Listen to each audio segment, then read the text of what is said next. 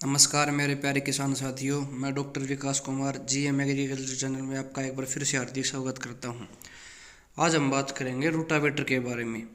Rotavator खेत में कैसे फ़ायदेमंद है और कुछ हद तक कैसे नुकसान है। अगर हम दोनों की बात करें तो लगभग ये ज़्यादा फायदेमंद और कम नुकसानदायक है। सबसे पहले हम इसकी कुछ ध्यान रखने योग्य बातें हम आपको बताएंगे।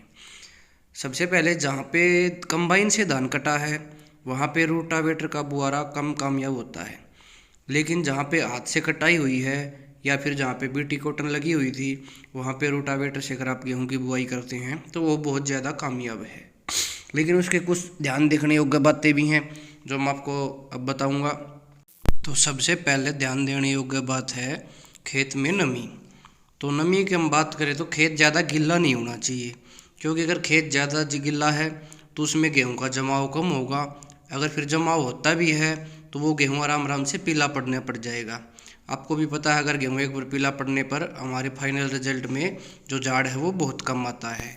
और सबसे आखिरी में जो सबसे ज़्यादा ध्यान देने योग्य बात है कि आपके खेत में जिसे हम नूनी बोलते हैं या सोरा बोलते हैं, उसकी मात्रा ज़्यादा नहीं होनी चाहिए, क्योंकि जिस भी समय में आप रोटावेटर से और सोरे वाली ज़मीन में गेहूं की बिजाई करोगे तो उसमें आपका गेहूं का जमाव बहुत कम होगा और जिससे आपके झाड़ में बहुत ज़्यादा असर पड़ेगा।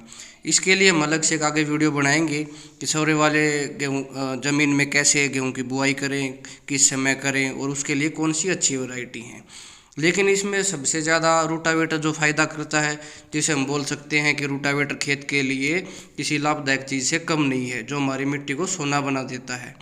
तो जैसे आपको पता, हम जिस खेत में बची हुई पुआल है उसमें हम अगर रोटावेटर चलाते हैं तो जैसे कि आपको पता है कि बार बार गेहूं और धान की बिजाई करके खेत में जिंक और सल्फर की मात्रा कम होती जा रही है। इस चीज़ के बारे में सभी किसान भाई जानते हैं कि जैसे जैसे हम ऐसा काम करते जा रहे हैं, पुराड़ को आग लगाते जा रहे हैं या हमारी खेत पुराड़ में हम नहीं सड़ा रहे हैं, उससे जिंक की मात्रा खेत में कम होती जा रही है। और उसके उपरांत कुछ दिनों में गेहूं के जो पत्ते हैं उसमें जिंक की कमी आती है और ऊपर से हमें जिंक सल्फेट की या चिलेटेड जिंक की उसमें एक स्प्रे करने की ज़रूरत पड़ती है।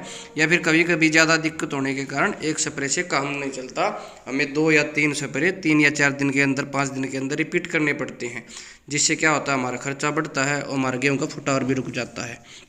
तो अब हम बात करेंगे रोटावेटर से बीज की मात्रा। तो लगभग आपको जो अगेती या मध्यम वैरायटी है उसमें आपको रोटावेटर चलाने के लिए 45 से 50 किलोग्राम बीज डालना पड़ता है तथा इसमें लगभग 50 किलोग्राम डीएपी डालनी पड़ती है।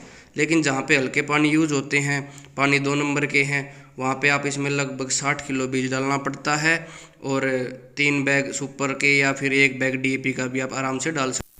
तो मैं उम्मीद करता हूं कि दी हुई जानकारी से सभी किसान भाई संतुष्ट होंगे और सबके अच्छे से रोटावेटर के बारे में सबको अच्छे से समझ आ गया होगा। तो अगले वीडियो में हम बात करेंगे सूखे में गेहूं बिजाई के क्या क्या लाभ हैं और क्या क्या हानियां हैं। इस वीडियो में आप देख पाएंगे कि सूखे में गेहूं बिजाई किसान के लिए किसी भी चीज़ से कम नहीं है, जो हमारे बहुत खर्चे को भी बचा सकता है। और अगेती या पछेती वैरायटियों के बारे में भी मैं आपको इसमें आगे से बताऊँगा।